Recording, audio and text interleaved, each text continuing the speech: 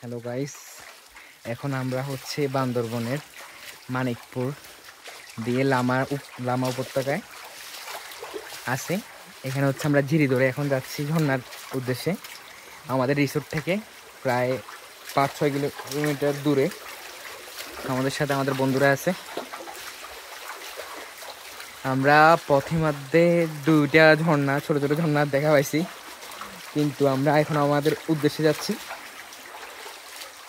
আপনারা সবাই দেখুন, আমাদের সাথে থাকুন।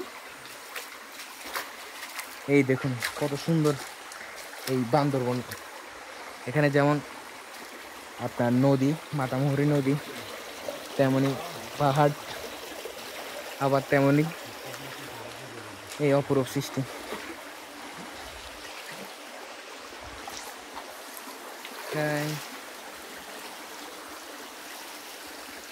ম্যান, আমাদের সাথে আছে আমাদের ডোগেশ ভাই। ডোগেশ ভাই হাই।